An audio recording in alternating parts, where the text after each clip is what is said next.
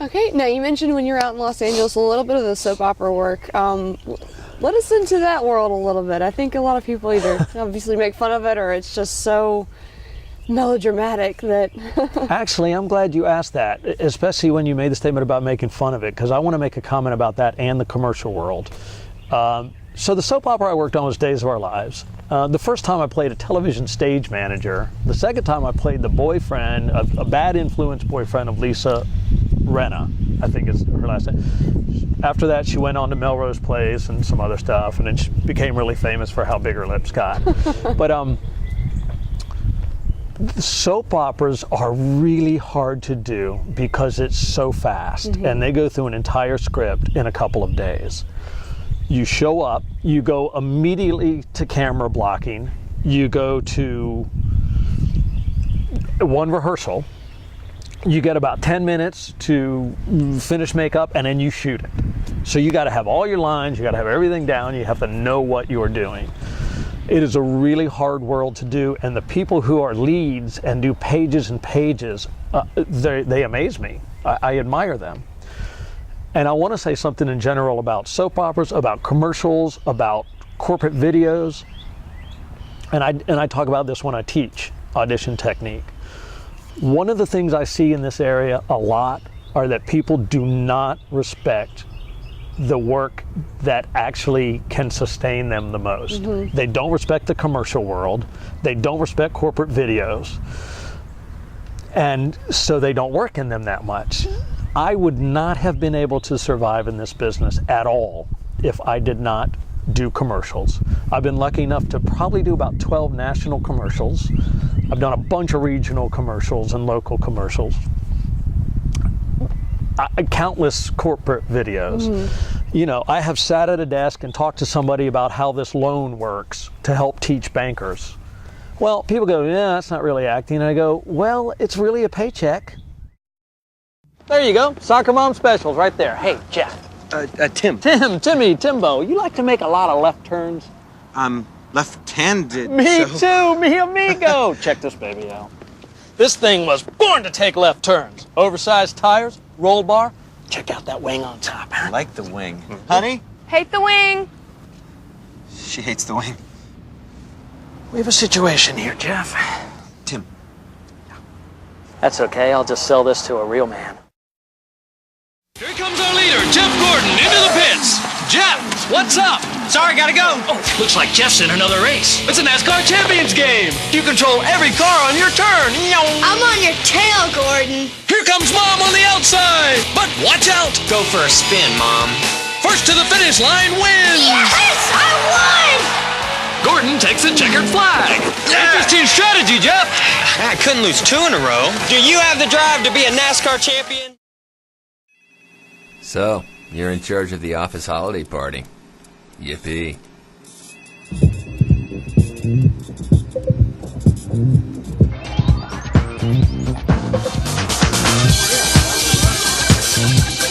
Whoa, what do they have that you don't have? Well, for starters, they picked up holiday party platters and party subs from Subway restaurants. Oh yeah, they got it going on. Subway, eat fresh. And I would much rather do that as a paycheck than do something I don't want to do. Yeah. And it is acting because you have to take on this persona. You're not a banker, yeah, exactly. Right. You're practicing really cold copy that's not familiar to you, which is an incredible skill to have. I think corporate videos train me more to audition than anything else because I literally have to say things that I have no idea what they mean. And I have to make them, I got to make them sound real. That's a skill. Yeah. I get hired over and over and over by producers because they know I can make that copy sound good. So now what am I saying? A lot of my work is repeat business.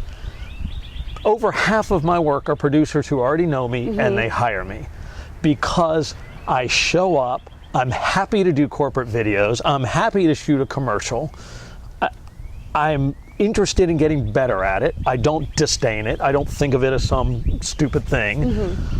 And if New York called and wanted me to go do a soap opera right now, I'd be on the next plane. If they want to hire me to be a full-time actor, as opposed to somebody who talks about it and say, oh, I would never do that. Right. Okay, then It's an I will. acting job. Right. It's- Then I'll take the acting job you don't want because it could lead to anything. I've got the power. With Time Warner's new digital multimedia, I get over 200 channels. I get 20 channels of HBO, Showtime, Cinemax, the movie channel, digital music channels, lots of pay-per-view channels, and the fastest internet access with Roadrunner. Now get free installation when you get Time Warner's digital multimedia value package with Roadrunner and save $250 the first year. Call Time Warner today. I don't know, it's just so... We're not sure about the whole flame thing. The flames are a safety feature. Scenario. Let's say you're about to pump out that Bambino. Honk. You're on your way to the hospital. Bam. You get stuck in traffic. The flames intimidate the other cars right out of the way. Plus, it's a major chick magnet. Do you have anything in tan? Tan. Hello. Not with flames. Do you think I'm trying to burn you here? Checkbook handy? And also, as far as soap operas go, I mean, we may make fun of them, but how many people do we know because they've been on the soap opera? It's like, oh, you were on Days of Our Lives. You were on The Young and the Restless, this and that. I drum interest in people because of some of the things I've been on, things that I didn't really think that much about. I mean, Saved by the Bell. But all of a sudden, they're like, wow, this guy did this really well-known show, and he was there, and he was in LA. Whatever comes out of that, Yeah. if it adds just a little more interest in me for them, I'm all for it. The other thing I want to say about the business around here, and this is a sort of touchy sort of thing to say, but if you're going to be a serious actor or actress, you have to decide what your boundaries are. But if you put stringent boundaries on what you will say, the kind of scenes that you will do, you're not going to work as much. And if that's okay with you, that's fine. But I think way too often people connect doing a love scene or a scene with graphic words in it or something, somehow to their personal lives, and that they could never do that. They're not related. And so, unfortunately, I see a lot of really strong actors in this area completely miss out on work because they're not willing to tell a story, whatever that story is. Right. I went to see a romantic comedy last night because I write movie reviews, so I go to all these movies free. So I went to the Tina Fey, Paul Rudd movie, Admission. Well, they make out pretty heavy 2 or 3 times in this movie. They're married to other people. They know each other a little bit. Yeah. But that's the story they're telling. It happens all the time. You go to movies all the time and you see people in, and not just intimate scenes, but violent scenes or scenes where they are just not a nice person. But they're telling a story. And so I think people around here, you can have any boundaries you want, but you have to think really seriously about what you're willing to do and not willing to do in the professional world of telling a story. And if you're not willing, to sort of go beyond what your personal life, it's going to affect your career. Right. And in fact, most of the actors I know who are really good and work a lot and who thrive in this business are those who relish doing roles that bring out parts of them they would not exercise in their real life. Right. I love playing bad guys. I don't want to go around raping people or killing people or blowing up cities. But if you're But in a pretending. film, man, I mean, you just, you exercise all of these interesting...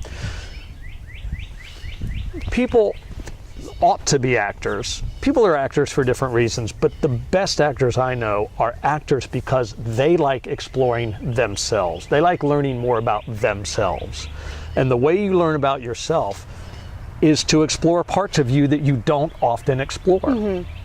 And the way to do that is to play every kind of character you can find, tell every kind of story you can find. And I see a lot of people here who are not willing to do that. The other thing I see a lot of folks do that I think adversely affects their survival is a healthy balance between projects you do for passion, in other words, no money, to meet new people, to meet new casting people, meet new directors, meet new actors and crew, and those you're willing to take a stand on and say, no, I need to get paid. I have been doing this for 30 years. Now, I started when I was pretty young, but I've been doing this a long time. I still do projects that don't pay. Right. It doesn't mean that I don't think I should get paid. I get paid very nice sums of money for what I do often. But if there's a project I'm passionate about and it means I will meet a certain type of person who I believe in, whose work interests me, almost every time I've done that, it's paid off later with a paid project by the same people, a bigger project. Networking all over again. It's networking all over again. Yeah. Now, having said that, I would like to briefly say something to all the directors and the producers and the filmmakers out there. What I also see often are people who expect you to do a project for the passion, for the labor of love, for no money. They do not feed you well, they don't organize well, they don't schedule the shooting day well. And so I would respectfully ask that when all of us are in this for a labor of love, that we respect the business, we respect the set, we respect the actors and the passion and the sacrifice they're making, as well as the crew if they're working for free, and do some basic things. Feed people well, schedule your projects well, so you don't have people sitting around for hours and hours and hours after having given up their time and given up their their job that day. Yeah. Right. So what I see a lot around here that I think we can all get better at is just the professional nature of the set and the appreciation of the sacrifice that a lot of us make a lot of times to do these projects and make them work, because it's just going to make everybody better in the long run. I don't think anybody does it maliciously. I just think that as hard as actors work to learn their craft, to exercise their craft, and to try to get better at it, I think filmmakers should be doing the same thing. They should learn how to make better shot lists. They should constantly be practicing how to schedule day out of days better. Yes, they should be working harder on scripts. They should be working harder on the casting process, which is deeply flawed around here often. All of this is part of should be everybody's desire to get better, and I encourage everybody to do that more. The filmmaking aspect itself, everybody's on a learning curve, but I think some folks need to be more aware that it's a never-ending process. I think a lot of folks think, well, I got this, I know exactly what I'm doing. Right. I've been lucky enough to be on, literally at this point in my career, thousands of sets. For 6 years in LA, I was on many, many, many, many movie sets, often as a background person, because I was trying to learn. Trust me, the way we do sets here is not really the same way that sets are done in places like Los Angeles. So I hope we all get better at the whole aspect of filmmaking, because it'll just result in a better experience and a better film for everybody.